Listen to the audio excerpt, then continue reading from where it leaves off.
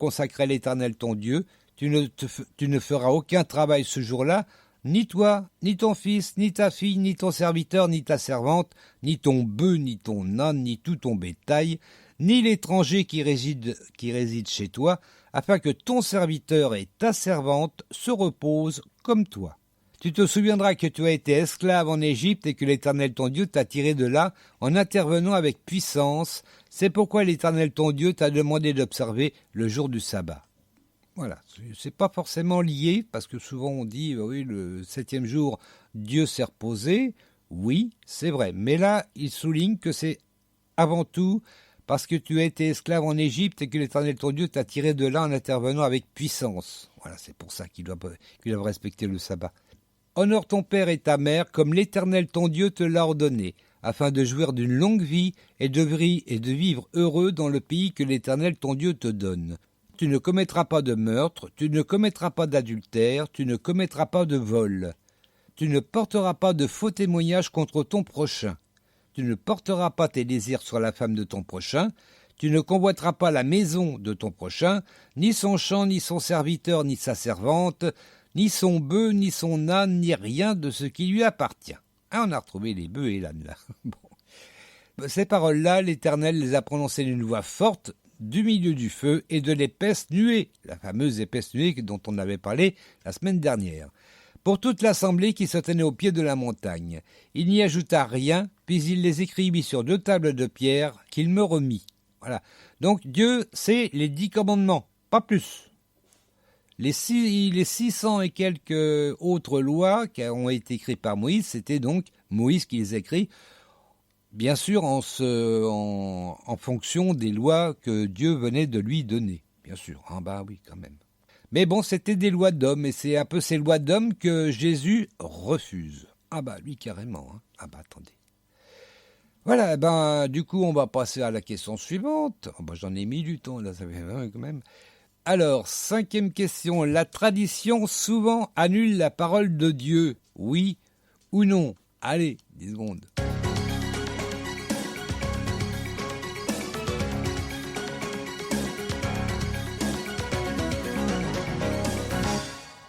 Eh ben, d'après Jésus, oui. Eh ben oui. On va lire ça, c'est au verset 13. Donc on en est au 8. Vous mettez de côté le commandement de Dieu pour observer la tradition des hommes. Puis il ajouta, vous réussissez parfaitement à mettre de côté le commandement de Dieu pour établir vos propres traditions. Paf. Ah ben, attends. En effet, Moïse a dit, honore ton père et ta mère, et que celui qui maudit son père ou sa mère soit puni de mort. Mais vous, que dites-vous? Si un homme dit à son père ou à sa mère la part de mes biens avec laquelle j'aurais pu t'assister est corban. Moi, je dis corban, ça peut être corban. Bon.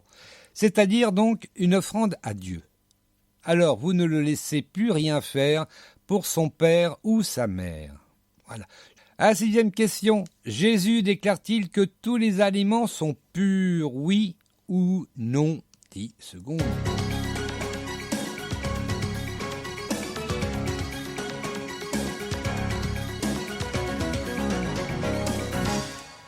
C'est dommage, je vous entends pas répondre de l'autre côté de la radio. Alors donc, si vous avez répondu oui, c'est une bonne réponse. Alors, ça peut...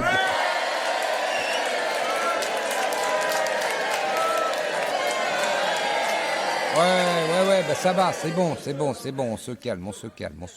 Donc ça c'est au verset 19, donc on va lire jusqu'au verset 19. Alors, voilà comment vous annulez la parole de Dieu par votre tradition, celle que vous transmettez, et vous faites bien d'autres choses du même genre. Ah, oui. Puis Jésus appela de nouveau la foule et lui dit « Écoutez-moi tous et comprenez-moi bien. » J'adore cette tournure de phrase, moi. « Écoutez-moi tous et comprenez-moi bien. Rien de ce qui vient du dehors et qui pénètre dans l'homme ne peut le rendre impur. » C'est au contraire ce qui sort de l'homme qui le rend impur. Si quelqu'un a des oreilles pour entendre, qu'il entende. Lorsque Jésus, laissant la foule, fut rentré à la maison, ses disciples lui demandèrent de leur expliquer le sens de cette image. En fait, il va leur répéter exactement ce qu'il vient de dire, mais bon. Il leur répondit, « Ainsi, vous aussi, vous ne comprenez pas. Ne saisissez-vous pas ce que je veux dire? De tout ce qui vient du dehors et pénètre dans l'homme, rien ne peut le rendre impur. Rien.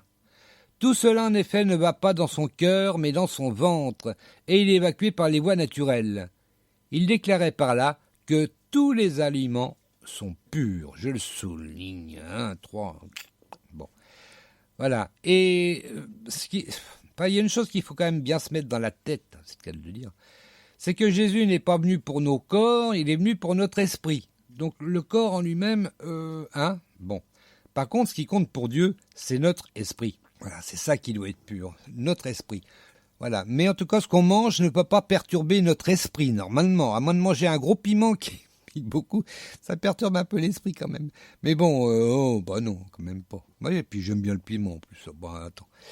Voilà, on est arrivé à là où on voulait arriver, donc, pour la réponse à la question. Et on va arriver à la dernière question pour cette première partie. Combien de péchés sont cités par Jésus? Combien de péchés sont cités par Jésus? 10, 11 ou 12, 10 secondes.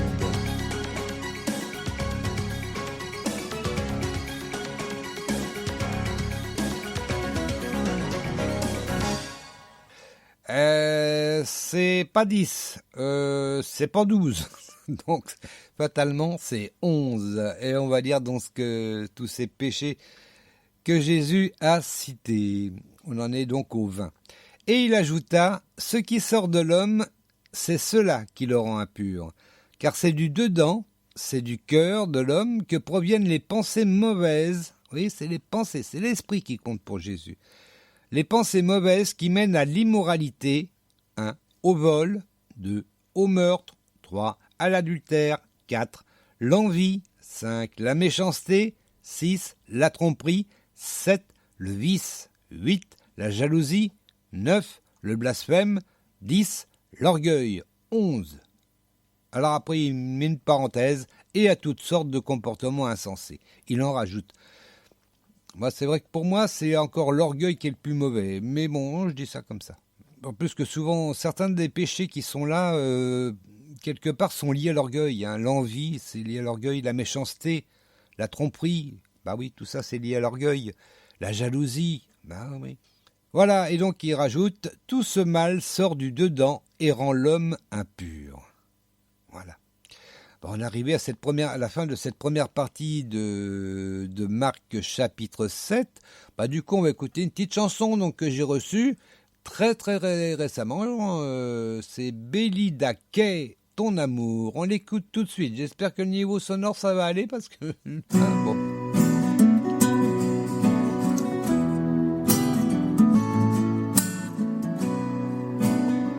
Parce que ton amour sera toujours pour moi.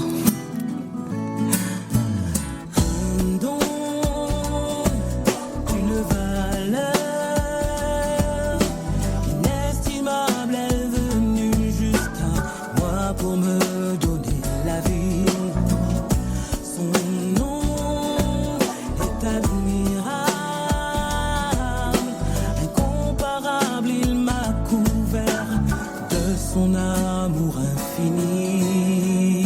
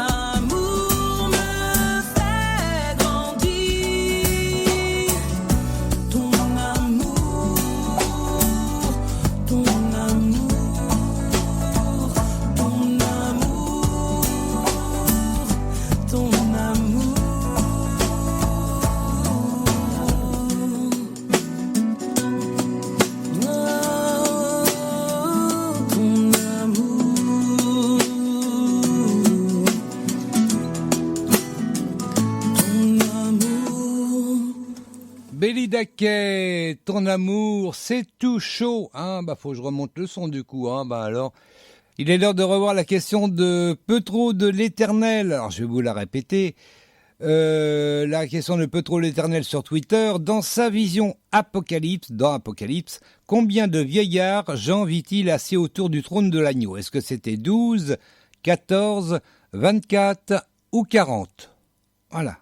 Alors, les tweetos, qu'est-ce que c'est qu'ils ont répondu, les tweetos? Je vais vous le dire. Alors, 67%, donc une grande majorité, ont répondu 24. 25% ont répondu 12 et 8% 40. Voilà, donc, j'espère que ça vous a peut-être donné une petite idée. Oui. Donc, 67% ont répondu 24. Est-ce qu'ils auront raison? Peut-être pas, on ne sait pas. Allez, là-dessus, on va écouter la deuxième partie donc du chapitre 7 de l'Apocalypse. Ça va du verset 24 à 37. J'ai oublié de le dire tout à l'heure dans la première partie, qui allait donc du 1 au 23, fatalement. Là, c'est du 24 au 37. Allez, on écoute Marc chapitre 7, deuxième partie. Marc chapitre 7, deuxième partie. Jésus partit de là et se rendit dans la région de Tyr. Il entra dans une maison. Il ne voulait pas qu'on sache qu'il était là, mais il ne put cacher sa présence. En effet, à peine était-il arrivé qu'une femme qui avait entendu parler de lui et dont la fillette était sous l'emprise d'un esprit mauvais, vint se jeter à ses pieds. C'était une femme païenne, originaire de Syrophénicie. Elle le supplia de chasser le démon qui tourmentait sa fille. Jésus lui dit « Laisse d'abord se rassasier les enfants de la maison, car il ne serait pas convenable de prendre le pain des enfants pour le jeter aux petits chiens. » « Sans doute, Seigneur, reprit-elle, mais les petits chiens qui sont sous la table mangent les miettes que laissent tomber les enfants. » Et Jésus lui répondre « À cause de cette parole, va, retourne chez toi, le démon vient de sortir de ta fille. » Elle rentra chez elle et trouva son enfant couché sur le lit. Le démon était parti. Jésus quitta la région de Tyr, passa par Sidon et regagna le lac de Galilée en traversant le territoire des 10 villes. On lui amena un sourd qui avait du mal à parler et on le pria de lui imposer les mains. Jésus l'emmena seul avec lui, loin de la foule. Après avoir posé ses doigts sur les oreilles du malade, il les humecta de salive et lui toucha la langue. Alors, il leva les yeux au ciel, poussa un soupir et dit « Ephata ».